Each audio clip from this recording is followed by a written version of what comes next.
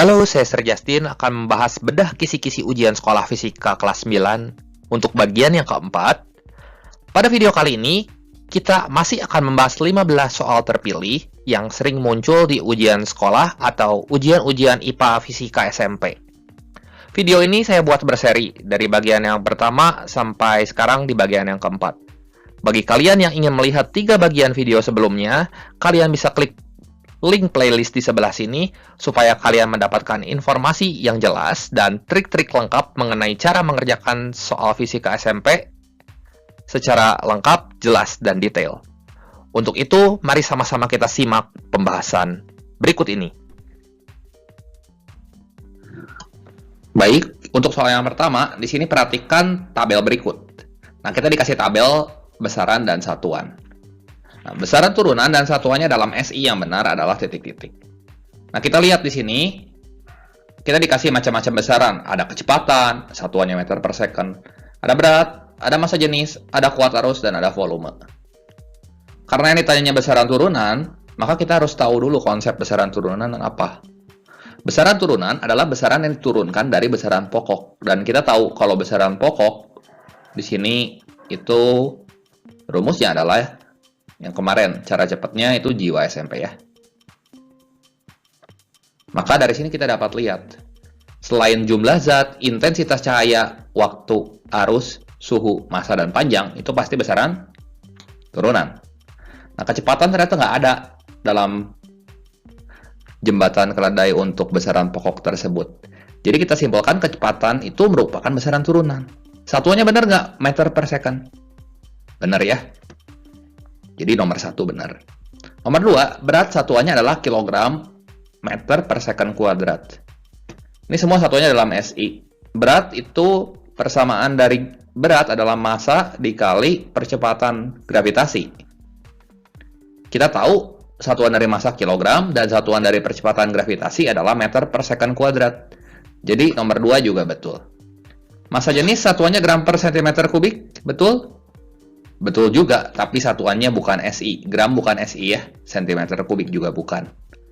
Kalau kuat arus, itu besaran pokok, jadi ini juga bukan. Kalau volume juga besaran turunan sebenarnya, tapi satuannya di sini bukan satuan SI, gitu.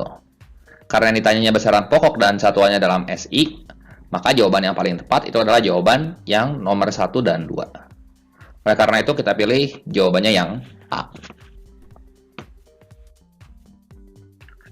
Nah, buat soal yang kedua di sini ya. Budi yang memiliki gaya dorong maksimal sebesar 200 Newton kesulitan mendorong sebuah lemari seperti ditunjukkan pada gambar berikut ini. Karena gaya gesekan antara lantai dan lemari adalah 250 Newton, maka untuk membantu Budi ada 5 orang nih dengan kemampuan gaya dorong masing-masing seperti dalam tabel berikut ini. Ada Andi yang ngebantu dengan 250 Newton, Edi ngebantu sebesar 240 Newton, Malik membantu sebesar 150 Newton, Jamal sebesar 200 Newton, dan Zidan sebesar 260 Newton. Dan ceritanya, kan si Andi mau mendorong lemari ini ke kanan. Ada gaya gesek, makanya dia nggak bisa ngedorong lemari tersebut. Nah, agar lemari tersebut dapat didorong dengan usaha yang diinginkan itu adalah 7.000 Joule, dan berpindah sejauh 10 meter, maka orang-orang yang dapat menolong Budi itu adalah siapa saja. Untuk menyelesaikan soal ini, sebenarnya konsep yang kita pakai adalah konsep tentang usaha dan gaya ya. Nah, Budi mendorong lemarinya ke arah kanan. Kita ambil arah ke kanan, arah positif. Nah, makanya lemarinya nggak maju karena ada gaya hambat di sini, gaya gesek. Maka di sini kita bisa tulis persamaan yang menghubungkan antara gaya, resultan gaya, usaha dan perpindahan itu adalah W secara matematis langsung. Ini sama dengan F kali S. Ini telah kalian pelajari waktu di kelas 8 ya. W sama dengan sigma F kali S. Nah, sigma F itu adalah total gaya yang diberikan untuk mendorong lemari tersebut. W-nya itu sebesar 7.000 Joule. Sigma F-nya, nah kita ambil arah ke kanan positif. Kita dikasih tahu di soal, Budi punya gaya dorong maksimal 200 Newton. Kita isi, berarti plus 200 dikurangi gaya hambatnya itu adalah 250 Newton. ditambah X. X itu adalah kombinasi gaya yang diberikan oleh teman-teman Budi untuk mendorong si lemari itu, ya. Dikali perpindahannya 10 meter. Kalau kita hitung, ini kita bisa coret aja nolnya yang di kiri sama yang di kanan. Jadi 700, ini mesti sama dengan negatif 50 tambah X. Nah, kalian bisa hitung nilai X-nya. Nilai X-nya di sini adalah 750 Newton. Nah, berarti teman-teman Budi itu harus memberikan gaya sebesar 750 Newton supaya syarat lemari berpindah 10 meter dan sebesar 7000 Joule itu terpenuhi. Nah, kita lihat opsi yang A ya. Kita cek yang A. Kalau misalnya yang nolongnya Andi, Malik, dan Jamal, kita jumlahin total gayanya. Andi 250, Malik 150, Jamal 200. Dan ini nggak sampai 750 tentunya ya. Edi, Malik, dan Zidan. Edi 240, Malik 150, Zidan 260. Tuh ya. Ini kalau kita jumlahin 240 tambah 260 itu ada 500. Tambah 150 juga hasilnya 650. Ini nggak sampai. Nggak sampai 750. Coba kalau Andi, Jamal, dan Malik ya. Andi 250 kita tulis. Ini sama aja sih kayak yang opsi A ya. Berarti ini juga pasti nggak akan mungkin karena hasilnya 250 tambah 150 tambah 200 itu 600 Newton. Nah, sekarang Edi, Zidan, dan Andi. Nah, coba kita lihat. Edi 240. Zidan 260. Andi itu 250. Nah, kalau kita hitung ini 500 tambah 250. 750. Cocok ya. Berarti cocok. Kalau kombinasi teman-teman Budi yang membantu yang mendorong lemari adalah Edi, Zidan, dan Andi, maka lemarinya dapat terdorong dengan syarat ini berpindah sejauh 10 meter dan usahanya sebesar 7000 Joule. Jadi jawaban yang tepat adalah jawaban yang D. Baik, untuk soal yang ketiga di sini perhatikan gambar berikut ini. Nah, besarnya kuat arus yang mengalir pada kawat X, Y, dan Z berturut-turut adalah titik-titik. Nah, ini adalah soal tentang hukum Kirchhoff. Hukum Kirchhoff yang pertama dia bilang sigma I masuk itu mesti sama dengan sigma I yang keluar. Jadi kita bisa tulis di sini sigma I masuk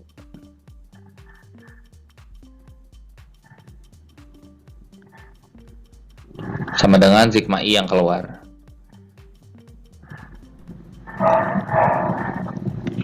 Nah, dalam satu titik cabang.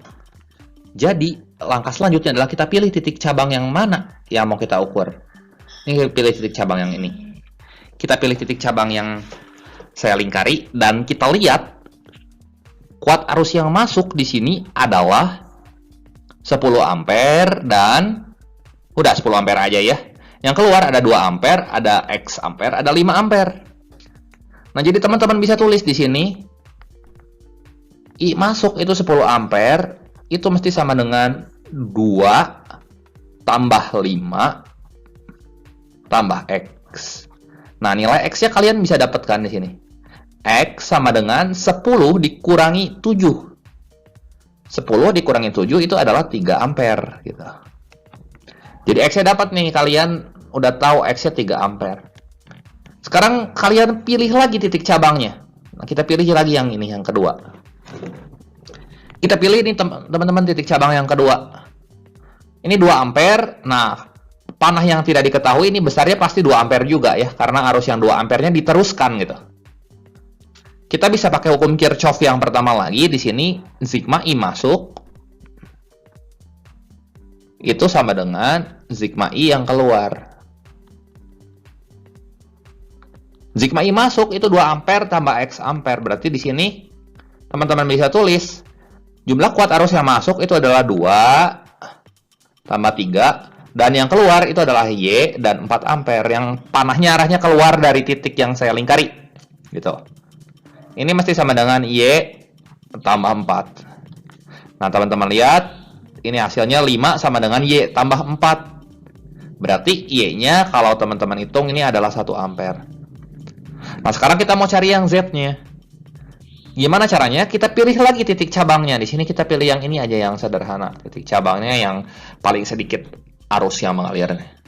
Kalau kita lihat di sini kuat arus yang 4 ampere tuh diteruskan ya, diteruskan. Yang ini tuh diteruskan dari sini. Berarti ini mestilah 4 ampere. Dan teman-teman semua lihat, yang masuk ke titik cabang ketiga ini adalah 5 ampere dan Y ampere. Jadi kalian bisa tulis sigma I masuk sama dengan sigma I keluar lagi di sini. Nah, sigma I masuknya 5 tambah Y. Berarti 5 tambah 1 mesti sama dengan Z tambah 4 gitu ya. Nah, kalau kalian hitung 6 sama dengan Z tambah 4. Maka Z-nya mestilah 2 ampere. Jadi kombinasi X, Y, dan Z itu adalah, maaf Y-nya kayak gini ya. X, Y, dan Z itu adalah 3, 1, dan 2 ampere. Jadi jawaban yang tepat di sini adalah, hati-hati, X, Y, dan Z-nya adalah opsi yang C. Seperti itu. Nah, kita lanjut ke soal yang keempat di sini. Soal yang keempat adalah soal yang berbicara tentang cara pembuatan magnet. Nah, lagi-lagi kita diperhadapkan dengan kasus cara membuat magnet secara elektromagnet. Nah, kita lihat di sini dari sumber tegangan, arusnya mengalir ke arah sebelah kiri. Dari yang panjang ini ya. Sumber tegangan yang garis ditunjukkan oleh garis panjang ini pasti kutub positif ya. Nah, kalau kita lihat lilitan-lilitannya dengan aturan tangan kanan, maka di sini akan menghasilkan jempol kita yang menunjuknya ke arah sebelah sini. Ini jempol kita, dan sementara di sini adalah jari-jari tangan kita. Nah, ini jempol kita. Gitu. Nah, karena jempol kita ke arah sebelah sana, sebelah kiri, maka otomatis kutub Q adalah kutub utara.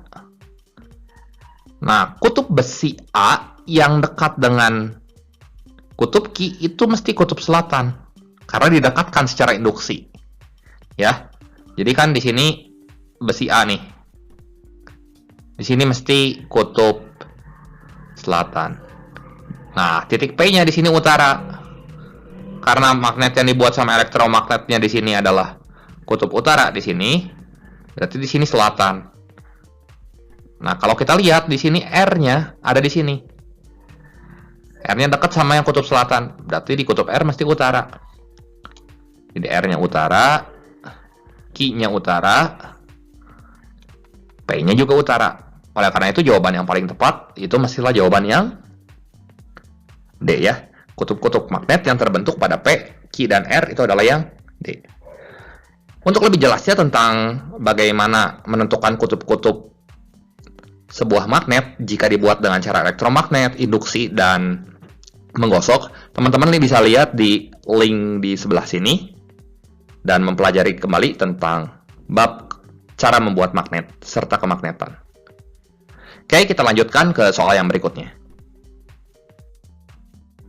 Baik, soal yang kelima adalah soal tentang trafo di sini. Perhatikan gambar berikut ini. Nah, jika transformator bersifat ideal, besar arus sekunder dan tegangan primernya itu berapa? Itu yang ditanyain. Nah, buat menyelesaikan soal tentang trafo, di sini ingat seperti kemarin kita tulis dulu data-data apa aja yang diketahui di soal. Nah, di sini V primernya kita udah tahu belum? Belum ya. I primernya itu 0,2 ampere. N primernya itu 400 lilitan. Kalau V sekundernya itu 12 volt. I sekundernya kita belum tahu, dan N sekundernya kita belum tahu ya. N sekundernya udah dikasih tahu 1200 lilitan. Jadi yang paling gampang di sini adalah kita cari tahu dulu berapa nilai dari V primernya. Pakai rumus perbandingan Vp per Vs ini mesti sama dengan Np per Ns. Nah, kita bisa substitusi data-data yang kita punya. V primernya kita nggak tahu. Kita misalin aja sama X di sini ya. X per V sekundernya 12 N primernya 400, N sekundernya 1200. Kalau kita coret, ini seperti ini habis ya. Jadi X-nya kita dapat sebagai akibat, X-nya itu adalah V sekunder, yang besarnya adalah 4 volt. Jadi kita tahu nih nilai dari V-nya adalah 4 volt. Nah, sekarang kita mau cari I sekundernya gimana? Kita tahu nih teleponnya bersifat ideal. Kita bisa pakai rumus perbandingan lagi yang kayak kemarin. VP per VS itu sama dengan IS per IP. Di mana VP-nya itu adalah 4. VS-nya adalah 12. I sekundernya kita nggak tahu. I primernya itu 0,2. Kalau kita hitung, X-nya adalah 4 kali 0,2 dibagi 12 ya. Nah, di sini kalian bisa hitung sendiri 0,2 dibagi 3 itu hasilnya adalah 0,067 ampere. Nah, gitu kalau kita hitung, berarti jawaban yang tepat itu adalah jawaban yang C ya. Dimana besar dari I sekundernya adalah 0,067 ampere, kita tulis di sini.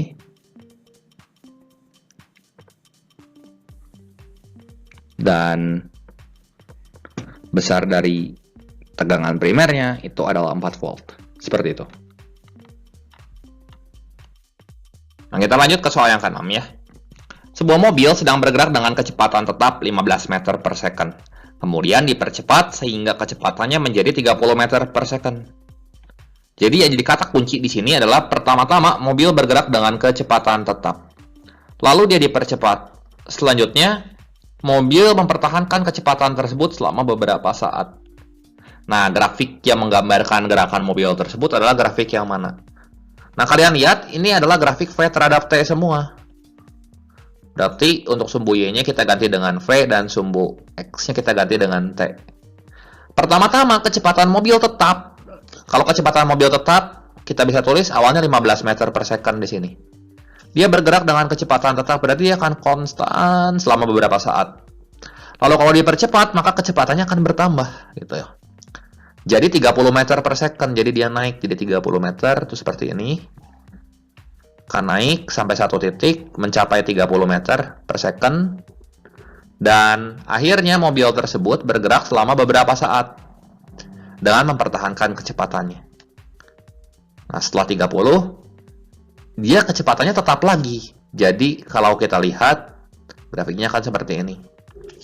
Nah, dari 4 opsi yang diberikan di soal, teman-teman bisa lihat jawaban yang paling mungkin di sini adalah jawaban yang opsinya adalah A ya.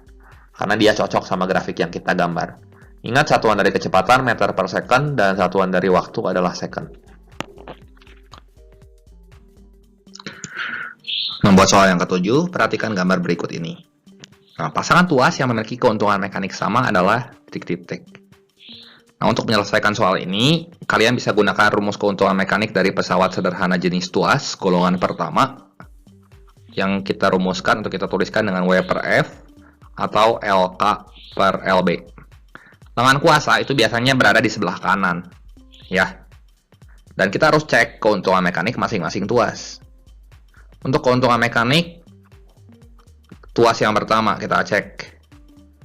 Nah, kalau misalnya panjang lengan bebannya 25, pasti lengan kuasanya 75. Dari sini kita bisa menyimpulkan keuntungan mekaniknya lengan kuasa dibagi lengan beban. Itu besarnya adalah 75 dibagi 25. Ya. Ini 3 kalau kita hitung. Keuntungan mekanik yang kedua, kalau kita mau hitung lagi, ini juga sama, lengan kuasa dibagi lengan beban. Lengan kuasanya segini 160. Lengan bebannya pasti 40 karena panjang situasinya adalah 200. Berarti 160 dibagi 40 ini mesti hasilnya 4. Keuntungan mekanik yang ketiga di sini kita nggak dikasih tahu lagi panjangnya, tapi kita dikasih tahu beban dan kuasa. Ya. Jadi kita bisa tulis ini sebagai W per F.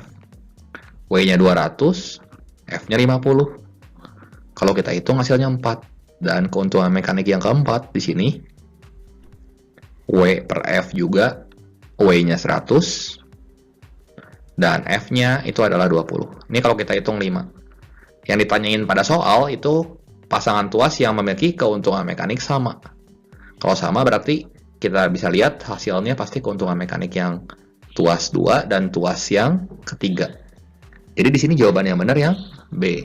Seperti itu. Oke, soal nomor 8. Perhatikan gambar berikut ini, sebuah bandul dilepas dari titik P.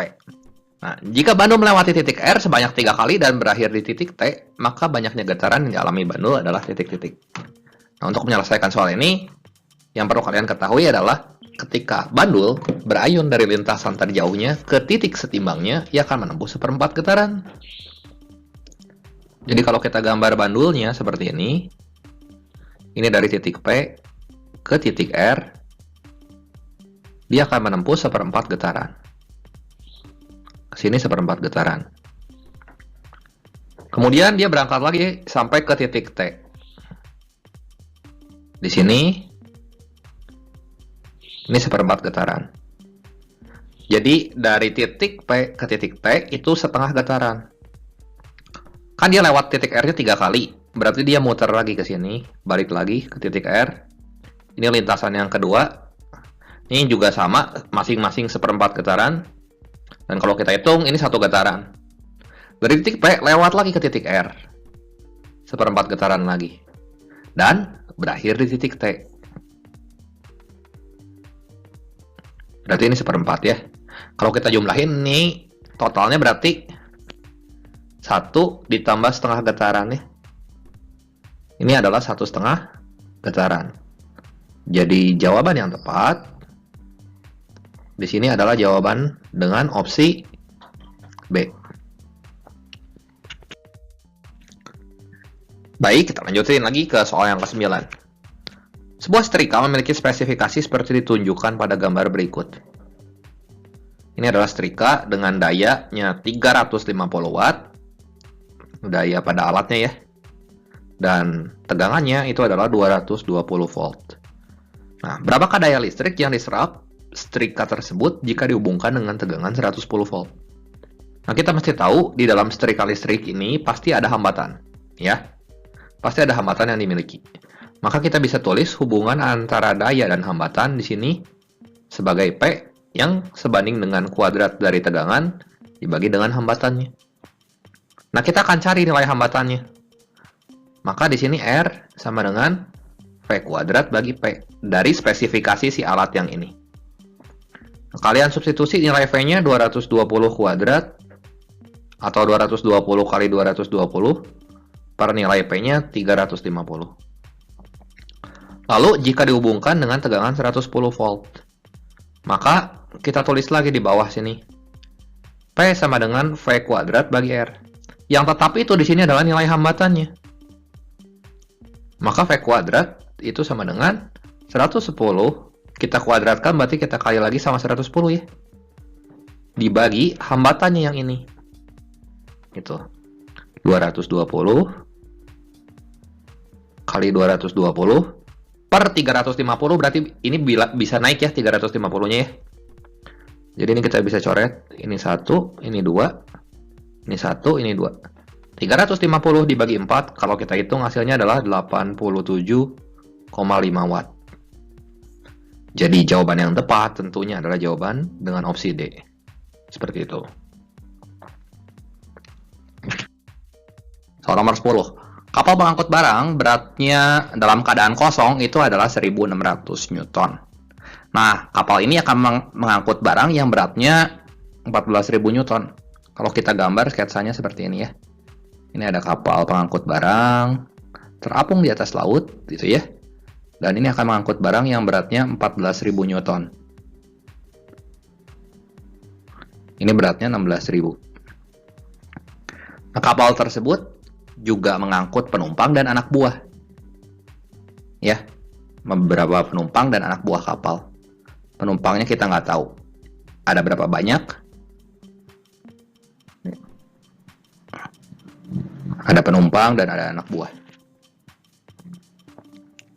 Kemudian di sini dikasih tahu juga kapal dapat berlayar dengan aman jika volume lambung kapal yang berada di bawah permukaan air itu 4,2 meter kubik.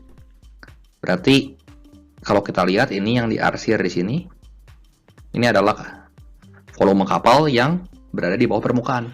Itu arus besarnya adalah 4,2 meter kubik. Berat rata-rata satu orang penumpang itu 600 Newton. Ini kalau misalnya kalian lihat berat muatan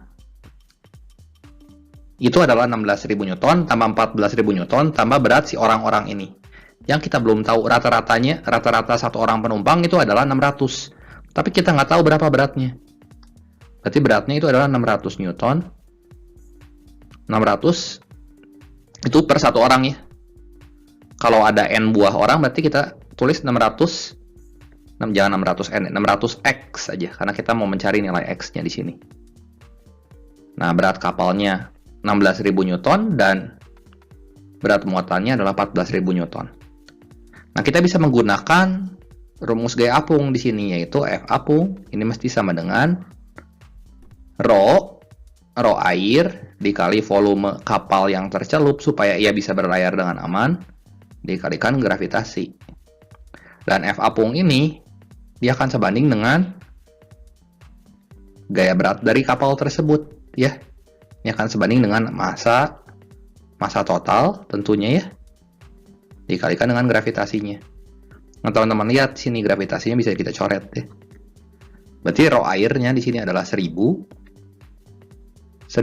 dikali volume kapal yang tercelup itu adalah 4,2. Ini sama dengan massa total. Nah, kita lihat massanya berapa? Massa totalnya.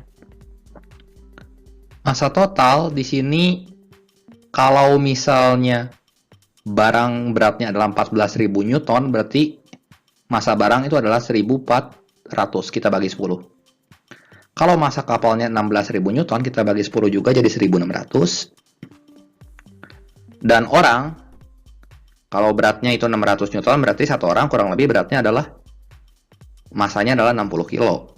Karena ada X orang, berarti kita kalikan 60X. Seperti itu.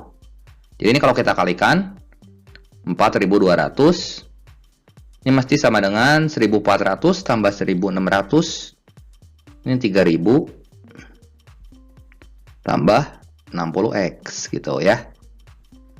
Dan 3.000-nya kita pindah ruaskan ke sebelah kiri jadi 1.200 ini sama dengan 60X gitu.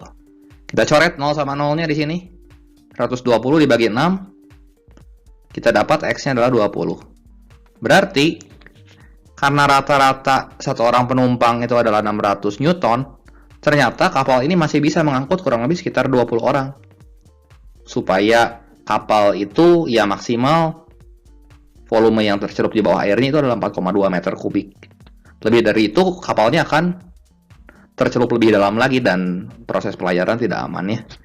Jadi, dengan demikian, jumlah orang yang dapat ikut kapal paling banyak, kita simpulkan jawabannya adalah 20 orang. Seperti itu.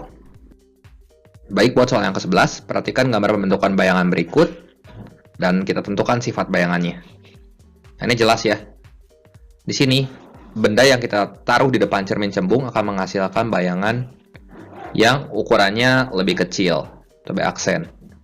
Dan kita lihat bayangannya tidak terbalik, berarti ya tegak ya. Tegak, ukurannya itu diperkecil, dan kalau misalnya dia tegak, pastilah bayangannya bersifat maya.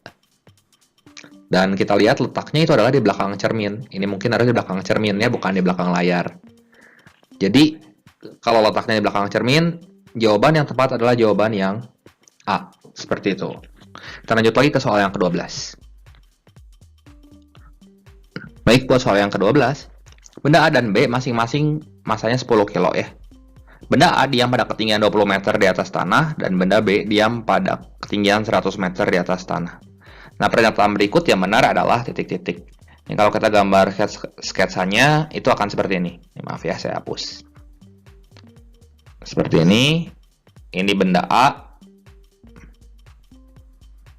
diam 20 meter dari atas tanah, dan benda B itu lebih tinggi lagi, 100 meter.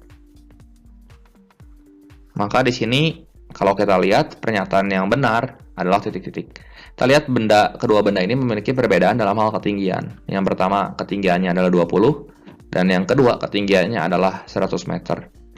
Dan energi yang berhubungan dengan ketinggian itu adalah energi potensial. Dari sini kita dapat simpulkan bahwa energi potensial benda di titik B itu mesti lebih besar dibanding energi potensial di titik A.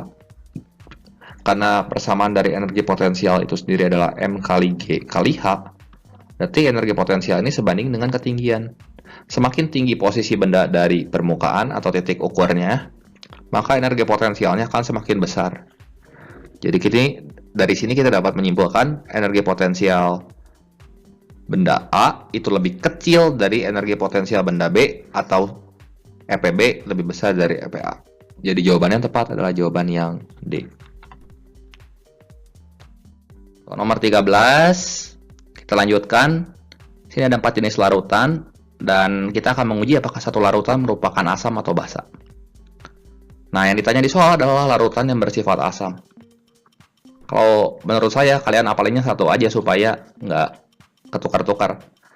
Kalau larutan asam, itu biasanya diuji pakai kertas lakmus warna biru. Ya, kalau biru, kita celupkan ke dalam larutan asam, dia akan berubah jadi warna merah gitu. Kalau lakmus warna merah, kita celupkan ke dalam asam, dia akan tetap merah. Gitu. Nah, kita cek di sini jawaban mana yang sesuai. Kalau basa gimana? Kalau basa sebaliknya. Tapi kita hafalinnya yang asam aja supaya nggak ketukar. Yang pertama di sini larutan 1, merah tetap merah. Betul ya? Biru menjadi biru. Ternyata salah, ini bukannya. Ternyata larutan netral yang pertama. Yang kedua, merah tetap merah. Biru jadi merah. Nah, ini larutan asam yang kedua. Ini benar larutan asam. Yang ketiga, merah jadi biru. Kalau merah jadi biru itu larutan basa, berarti karena dia kebalikannya dari konsep yang ini. Yang keempat, merah tetap merah. Dan biru jadi merah. Ini sama aja kayak yang kedua ya. Jadi opsi yang tepat adalah opsi yang D, seperti itu. Baik, untuk soal yang ke-14. Nah, perhatikan gambar rangkaian berikut ini. Kita diberikan gambar rangkaian listrik, dan kita diminta untuk menentukan besar kuat arus atau I pada rangkaian. Jadi, di soal ini, untuk menentukan kuat arus pada rangkaian, kita bisa menggunakan hukum Ohm. Yaitu V sama dengan I kali R, atau ini kita tulis I sama dengan V dibagi R total. Nah, untuk mencari R total, kita harus cari dulu kuat arus pada rangkaian yang paralel ini. Kita pakai aja rumus cepat yang pernah kita bahas pada video yang dapat kalian lihat di pembahasan sebelumnya ya, tentang latihan ujian ini. R paralel ini kita pakai rumus cepat, itu hasil kali dibagi hasil jumlah antara dua buah hambatan yang sejajar. Jadi kita kalikan 8 dan 24 dibagi dengan 8 tambah 24 ya. Jadi di sini 8 kali 24 dibagi 32. Ini kalau kita hitung hasilnya 24 dibagi 4 itu adalah 6 ohm. 6 ohm itu adalah hambatan yang paralelnya. Kalau kita mau menghitung hambatan totalnya, maka kita jumlahkan dengan 3. Karena 3 dan 6 ohm ini seri. Jadi R total di sini mesti sama dengan 3 tambah 6. Jadi hasilnya 9 ya. Nah, untuk mencari I total, ini kita bisa pakai rumus V dibagi R. Yaitu sumber tegangannya memiliki beda potensial sebesar 9 volt. Yang kalau kita bagi dengan 9, itu hasilnya adalah 1 ampere ya. 9 ohm. Nah, ini. Jadi jawaban yang tepat adalah jawaban yang B. Baik, kita lanjutkan ke soal yang ke-15. Ahmad dan Budi menderita cacat mata hipermetropi dan menggunakan kacamata dengan ukuran masing-masing 2,5 dioptri dan 1 dioptri. Perbandingan jarak baca mata Ahmad dan Budi jika tidak menggunakan kacamata adalah titik-titik. Jadi yang perlu kalian pahami, ini adalah kasus hipermetropi, yaitu kelainan mata di mana penderitanya tidak bisa membaca pada jarak dekat ya. Dan bayangannya jatuh di depan retina. Oleh karena itu sebagai alternatif mesti dibantu oleh kacamata yang kuat lensanya dirumuskan dengan persamaan P sebagai kuat lensa. Ini akan sama dengan 100 per titik dekat mata. Kalau tidak diketahui titik dekat mata, itu diasumsikan 25. Dikurangi 100 per pp. Dan kita tahu 100 per 25 itu adalah 4 ya. Kurangi 100 per pp. Kita akan mencari jarak baca antara mata Ahmad dan mata Budi di sini. P Ahmad itu akan sama dengan 4 min 100 per pp. Jadi, kita substitusi data yang kita miliki. Ahmad itu menggunakan kacamata dengan kuat lensa 2,5 dioptri. Berarti di sini 2,5 dioptrinya kita substitusikan ke sini. 2,5 sama dengan 4 kurangi 100 per pp. Jadi di sini 4 dikurangi 2,5 itu adalah 1,5 ya, atau 3 per 2 sama dengan 100 per pp. Jadi sebagai akibat nilai pp-nya kita peroleh nanti 200 per 3. Nah sekarang kita cari kuat lensa yang digunakan oleh Budi. Maaf, maksudnya jarak baca ketika Budi tidak menggunakan kacamata ya. Ini 4 kurangi 100 per pp. Dan P Budinya itu adalah 1 dioptri. 1 sama dengan 4 dikurangi 100 per pp. Jadi 4 dikurangi 1, satunya pindah ruas ke kanan ya. Jadi 3 sama dengan 100 per pp. Dan pp-nya di sini kita hitung, kita peroleh pp-nya adalah 100 per 3 ya. Dan karena yang ditanya adalah P Ahmad banding P Budi, maka kita bandingkan ini dan ini. Ya, kalau kita bandingkan berarti 200 per 3 dibanding 100 per 3, karena yang ditanya adalah perbandingan jarak baca mata Ahmad dan Budi. Jadi P Ahmad dibanding P Budi itu adalah 200 per 3 banding 100 per 3. Itu adalah 2 banding 1 ya, ini kita coret masing-masing jadi 2 banding 1. Oleh karena itu jawaban yang paling tepat di sini ada jawaban yang B ya. Oke, demikian pembahasan kali ini mengenai latihan soal yang sering muncul di soal ujian sekolah. Terima kasih untuk perhatiannya. Jangan lupa klik like dan subscribe channel ini jika kalian rasa video ini bermanfaat. Oke, sampai jumpa di video saya yang berikutnya.